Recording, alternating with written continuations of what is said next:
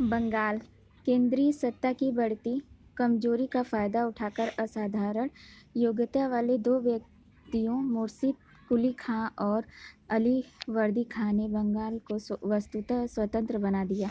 मुर्शिद कुली खां को 1717 में जाकर बंगाल का सूबेदार बनाया गया, मगर वह उसका वास्तविक शासक 1700 ही था। जब उसे दीवान बनाया गया था, उसने खुद को तुरंत केंद्रीय नियंत्रण से मुक्त कर लिया। यद्यपि वह बादशाह को नियमित रूप से नजराने की काफ़ी बड़ी रकम भेजता रहा, उसने अंदरूनी और बाहरी खतरे से बंगाल को मुक्त कर वहां शांति कायम की। अब बंगाल जमींदारों की प्रमुख बगावतों से भी कमोबेश मुक्त हो गया। उसके शासक के दौरान केवल 3 विद्रोह हुए। पहला विद्रोह सीताराम राय, उदय नारायण और गुलाम मोहम्मद ने किया।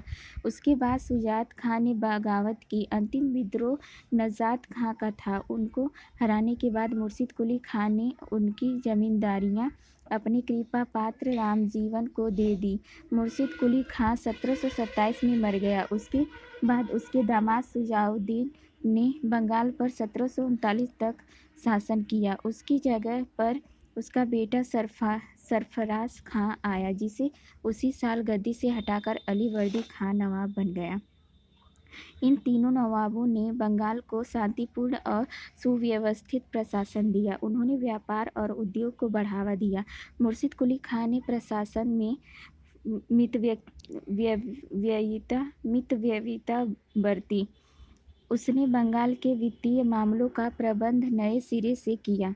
उसने नए भू राजस्व बंदोबस्त के जरिए जागीर भूमि के एक बड़े भाग को खालसा भूमि बना दिया और इजारा व्यवस्था, जो ठेके पर भू राजस्व वसूल करने की व्यवस्था होती है, आरंभ की। स्थानीय जमींदारों और सौदागर साहूकार के बीच से उसने राजस्व वसूलने वाले किसान और सौदागर साहूकार भर्ती किए। उसने गरीब खेतिहरों का कष्ट दूर करने तथा उन्हें समय पर भू राजस्व देने में समर्थ बनाने के लिए तकावी ऋण भी दिए। इस प्रकार वह बंगाल सरकार के संसाधनों को बढ़ा सका, मगर इजारा व्यवस्था ने किसानों और जमींदारों पर आर्थिक बोझ बढ़ा दिया। इसके अलावा यद्यपि उसने केवल असल जमा की मांग की और गैरकानूनी टैक्स हटा दिए, तथापि उसने जमींदार और किसानों से लगान की वसूली बड़ी निर्दयता के साथ की। उसके सुधारों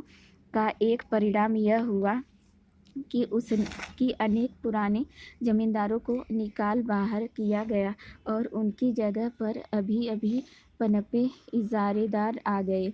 मुर्शिद कुली खां और उसके बाद के नवाबों ने हिंदुओं और मुसलमानों को रोजगार के समान अवसर दिए। उन्होंने सबसे ऊंचे नागरिक ओहदों और कई फौजी ओहदों पर बंगालियों को रखा, जिसमें अधिकतर हिंदू थे।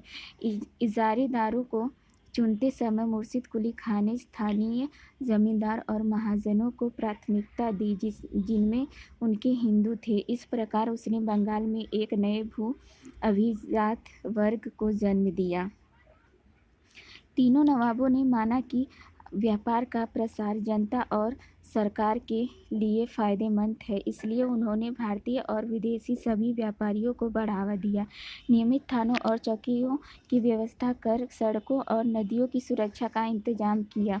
उन्होंने अफसरों के निजी व्यापार को रोक दिया। साथ ही उन्होंने इस बात का भी ख्याल रखा कि विदेशी व्यापारिक कंपनियों तथा उनके नौकरों पर कड़ा नियंत्रण रखा जाए और उन्हें अपने विशेषाधिकारों का दुरुपयोग नहीं करने दिया जाए। उन्होंने अंग्रेजी ईस्ट इंडिया कंपनी के नौकरों को देश के कानूनों का पालन करने तथा अन्य व्यापारियों के बराबर सीमा शुल्क देने के लिए मजबूर किया। अली वर्दी खां ने अंग्रेजों और फ्रांसीसियों को कलकत्ता और चंद्रनगर के अपने कारखानों की किलेबंदी करने की इजाज़त नहीं दी। इन सब के बावजूद बंगाल के नवाब एक दृष्टि से बड़े नासमझ और लापरवाह साबित हुए। अंग्रेजी ईस्ट इंडिया कंपनी की प्रवृत्ति 1707 के बाद अपनी मांगों को मनवाने के लिए सैनिक शक्ति का उपयोग करने या उसके इस्तेमाल की धमकी देने की होने लगी थी। नवाबों ने इस प्रवृत्ति को मजबूती से नहीं दबाया। वे कंपनी की धमकियों का जवाब देने की ताकत रखते थे, मगर उनका निरंतर यह विश्वास रहा कि कोई भी मात्र व्यापारी कंपनी उनकी सत्ता के लिए कोई खतरा पैदा नहीं कर सकती।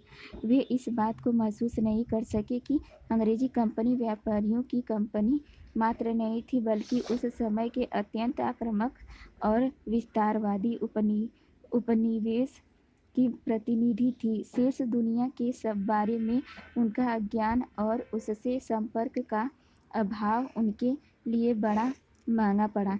नहीं तो अफ्रीका, दक्षिण पूर्व एशिया, लैटिन अमेरिका में पश्चिमी व्यापारी कंपनियों के विध्वंसकारी कामों के संबंध में उनको जानकारी अवश्य हो जाती। बंगाल के नवाबों ने शक्तिशाली फौज बनाने की ओर ध्यान नहीं दिया और इसकी उन्हें भारी कीमत चुकानी पड़ी। उदाहरण के लिए मुर्शिद कुली खां की फौज में केवल 2000 घुड़सवार और 4000 पैदल सैनिक थे। अली वर्दी खां को मराठों के बारंबार हमलों से तंग होना पड़ा और अंततोगत्वा उसे उड़ीसा का एक बड़ा हिस्सा उन्हें दे देना पड़ा। जब 1756 से 1767 में अंग्रेजी ईस्ट इंडिया कंपनी ने अली वर्दी खां के उत्तराधिकारी सिराज-उद-दौला के खिलाफ लड़ाई का ऐलान किया, तब शक्तिशाली फौज के अभाव ने भी विदेशी कंपनी की जीत में काफ़ी योगदान दिया। अफसरों के बीच बढ़ते हुए भ्रष्टाचार को रोकने में भी बंगाल के नवाब असफल रहे। यहाँ तक कि न्यायिक अधिकारी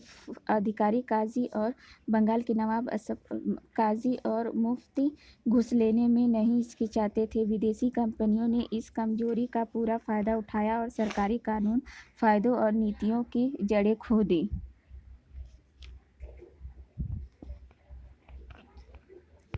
अब कंटिन्यू हम फिर दोबारा अपलोड करेंगे।